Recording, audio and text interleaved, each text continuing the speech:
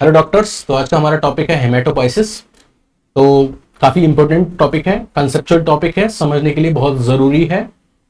तो हम जो कुछ भी आपको पढ़ाएंगे इस पूरे सेक्शन में, अगर आपको कहीं कोई डाउट रहता है तो आप कमेंट सेक्शन में जरूर ड्रॉप कीजिएगा। हम कोशिश करेंगे कि आपको जल्दी से जल्दी उसके जवाब दिए पाएँ। ठीक है, चलिए स्टार्ट करते हैं हमारा आज का टॉपिक हेमेटोपोइसिस। तो हेमेटोपोइसिस का मतलब क्या होता है पहले वो जानिए। हेमेटोपोइसिस का मतलब होता है the process of formation of blood cells. हमारी बॉडी में ब्लड सेल्स का फॉर्मेशन होना ही क्या कहलाता है, हेमेटोपोइसिस। ब्लड सेल्स मतलब आरबीसी, डब्ल्यूबीसी एंड प्लेटलेट्स। ठीक है, तो ये जो हमारी ब्लड सेल्स हैं इनका फॉर्मेशन हमारी बॉडी में कैसे कैसे होता है, अगर इसके पूरे प्रोसेस को समझें, इस पूरे प्रोसेस को समझें तो उसको हम क्या बोलेंगे, हेमेटोपोइसिस। अब ये हेमेटोपोइसिस जो प्रोसेस है, ये बेबी का जब बर्थ हो रहा होता है या बर्थ के बाद या एडल्ट में, ये पूरा प्रोसेस कैसे कैसे कंप्लीट होता है उसको हम बहुत डिटेल में समझने जा रहे हैं। इंटरेस्ट में ये बहुत ही अच्छा वीडियो लेक्चर होने वाला है, क्योंकि इसमें हम बहुत कंसेप्चुअली बात करने वाले हैं। तो बिल्कुल बेसिक से बात करेंगे। मान लीजिए कि एक बच्चा है, एक बेबी है, उसका मदर के यूट्रस में डेवलपमेंट हो रहा है। मान लीजिए एक छोटा सा क्यूट सा बेबी है और इसका डेवलपमेंट कहाँ हो रहा है, मदर के यूट्रस के अंदर हो रहा है। ठीक है, तो जब ये बेबी थर्ड वीक में होगा, अपने किस वीक में होगा, थर्ड वीक में होगा, तो इसके थर्ड वीक में इसके कुछ पार्ट्स में क्या होंगी, कुछ स्टेम सेल्स होंगी, जैसे कि इसके यॉर्क शैक में, इसके मेसोडर्म ऑफ ऑर्टा में, गोनेड्स में और मीजोनेफ्रॉन में। समझ में नहीं आया, ध्यान से सुनिए। जब बेबी थर्ड वीक में होगा, कब होगा, जब बेबी अपनी थर्ड वीक में होगा, तो आपने सुना होगा कुछ एम्ब्रियोनिक मेम्ब्रेन्स होती हैं। क्या होती हैं, एम्ब्रियोनिक मेम्ब्रेन्स होते हैं, जिनके नाम होते हैं एमनियन, कोरियन, एलेंटॉइस और यॉर्क शैक। तो बेबी को कवर किए हुए, एक जो बेबी डेवलप हो रहा होता है मदर के यूट्रस में, उसको कवर किए हुए एज अ एनवेलप की तरह उसके चारों ओर ये चार मेम्ब्रेन्स होती हैं। कौन कौन सी, एम्ब्रियन, कोरियन, एलेंटॉइस और यॉर्क शैक। तो बेबी को कवर किए हुए ये चार मेम्ब्रेन्स होती हैं। तो उसमें से ये यॉर्क शैक वाली मेम्ब्रेन है, ये जो यॉर्क शैक वाली मेम्ब्रेन है, इसके पास होती हैं स्टेम सेल्स। क्या होती हैं, स्टेम सेल्स। क्या होती हैं, स्टेम सेल्स। अभी स्टेम सेल्स क्या होती हैं, स्टेम सेल्स वो सेल्स होती हैं जो डेवलप करके, जो डिवाइड करके बॉडी की किसी भी सेल में कन्वर्ट हो सकती हैं। इसका मतलब वो सेल्स जो डिवाइड करके, मल्टीप्लाई करके, डिफरेंशिएट करके बॉडी की कोई सी भी सेल्स बना सकती हैं, उन सेल्स को क्या बोलते हैं, स्टेम सेल्स। ठीक है, स्टेम सेल्स के बारे में एक बहुत डिटेल लेक्चर, इनके टाइप्स, टोटिपोटेंट, प्लूरिपोटेंट, सबके लिए हमने एक अलग से वीडियो लेक्चर बना रखा है। आप जाके उसमें डिटेल से आपको पढ़ लीजिएगा कि स्टेम सेल्स के बारे में। यहां बेसिकली आपको बारे में इतना ही जानना जरूरी है कि स्टेम सेल्स वो सेल्स होते हैं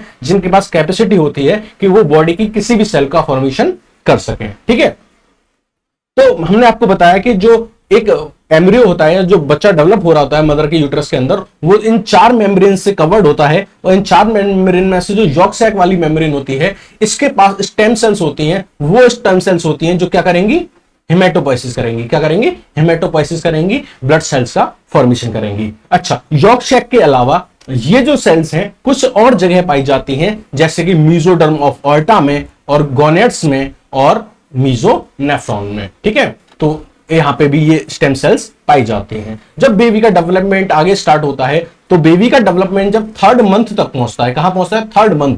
तो जैसे ही थर्ड मंथ पे पहुंचता है, थर्ड मंथ में ये जो स्टेम सेल्स थी, जो इन सारी जगहों पर थी, इन यहां से ये सेल्स जो होती हैं ये माइग्रेट करना स्टार्ट कर देती हैं। यहां से माइग्रेट करना स्टार्ट कर देती हैं और माइग्रेट होकर कहां चली जाती हैं, कुछ सेल्स लिवर में चली जाती हैं। एक मेजर पोर्शन, एक बड़ा हिस्सा लिवर में चला जाता है, कुछ थोड़ा सा हिस्सा स्प्लीन में चला जाता है और कुछ थोड़ा सा हिस्सा लिम्फ नोड में चला जाता है। यानी कि पहले ये लोग हेमेटोपोइसिस कहां कर रहे थे, यॉर्क शैक में। पहले हेमेटोपोइसिस इन स्टेम सेल से कहां हो रही थी, यॉर्क शैक में। पहले यॉर्क शैक में हेमेटोपोइसिस हो रही थी। तो अगर आपसे पूछे कोई कि सबसे पहले हेमेटोपोइसिस किसी भी बेबी में कहां स्टार्ट हुई थी, तो आंसर जाएगा यॉर्क शैक में। तो पहले ये हेमेटोपोइसिस यॉर्क शैक में थी, क्योंकि जो स्टेम सेल्स थी वो कहां पाई जा रही थी, यॉर्क शैक में पाई जा रही थी। लेकिन जब थर्ड मंथ आया, बेबी का थर्ड मंथ आया, तो ये सेल्स वहां से कहां ट्रांसफर हो गई, majority of the cells livers में ट्रांसफर हो गई, कुछ सेल स्प्लीन में ट्रांसफर हो गई, कुछ लिम्फ नोड में ट्रांसफर हो गई। ठीक है, अब इस दौरान थर्ड मंथ के आफ्टरवर्ड अब हेमेटोपोइसिस कौन कर रहा है, अब लिवर भी हेमेटोपोइसिस कर रहा है, अब स्प्लीन भी हेमेटोपोइसिस कर रही है, अब लिम्फ नोड भी हेमेटोपोइसिस कर रहे हैं। अब ये सारे ऑर्गन क्या कर रहे हैं, ब्लड का फॉर्मेशन कर रहे हैं एक बेबी के अंदर। अब जैसे ही फोर्थ मंथ आता है, तो स्प्लीन से और लिम्फ नोड से ये जो स्टेम सेल्स थी अब कहां जाना स्टार्ट कर देती हैं, कहां माइग्रेट करना स्टार्ट कर देती हैं, बोन मैरो में। स्प्लीन से और लिम्फ नोड से ऑलमोस्ट ऑल स्टेम सेल्स कहां माइग्रेट कर जाती हैं, बोन मैरो में माइग्रेट कर जाती हैं। वो स्टेम सेल्स जो क्या कर रही थी, हेमेटोपोइसिस कर रही थी। ठीक है, ये सेल्स कहां माइग्रेट कर जाती हैं, बोन मैरो में। और लिवर से भी जो सेल्स होती हैं वो माइग्रेट करती हैं कहां की तरफ, बोन मैरो की तरफ। तो सारे ऑर्गन से स्टेम सेल्स कहां माइग्रेट करती हैं, हम बोन मैरो की तरफ माइग्रेट करती हैं।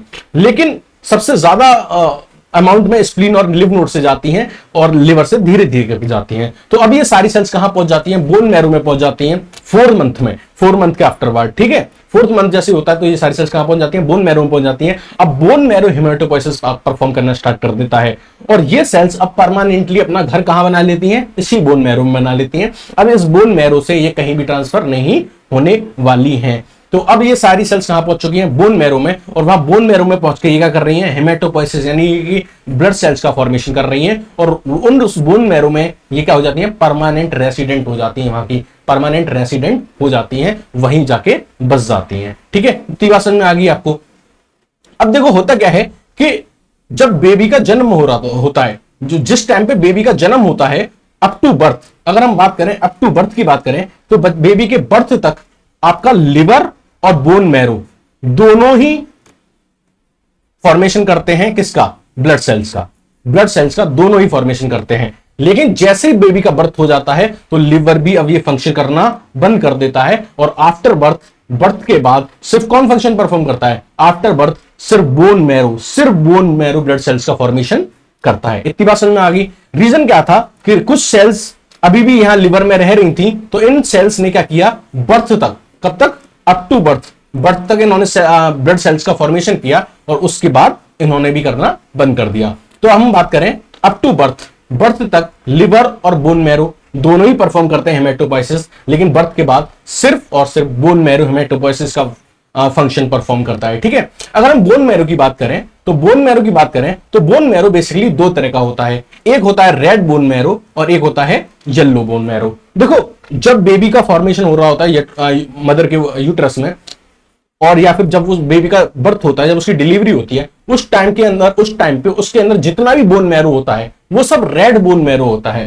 रेड बोन मैरो का मतलब एक्टिव बोन मैरो का मतलब वो बोन मैरो जो ब्लड सेल्स का फॉर्मेशन कर रहा है। लेकिन जैसे जैसे एज होती जाती है तो बोन मैरो में फैट का डिपोजिशन होना स्टार्ट हो जाता है, फैट सेल्स का डिपोजिशन स्टार्ट हो जाता है और उसकी वजह से ये जो एक्टिव बोन मैरो था अब ये इनएक्टिव बोन मैरो में कन्वर्ट हो जाता है और उस इनएक्टिव बोन मैरो को हम क्या बोलते हैं, अब yellow bone marrow. Due to fat deposition it is called as yellow bone marrow. तो हमने आपको बताया कि जब बेबी का बर्थ होता है तो उस टाइम पे सारा का सारा बोन मैरो जो होता है वो रेड बोन मैरो होता है, लेकिन जैसे जैसे एज बढ़ती है तो फिर ये रेड बोन मैरो जो कि एक्टिव नेचर का था अब ये इनएक्टिव फॉर्म में कन्वर्ट हो जाएगा फैट डिपोजिशन की वजह से, जिसको हम क्या बोलेंगे, येलो बोन मैरो बोलेंगे। इतनी बात समझ में आ गई आपको।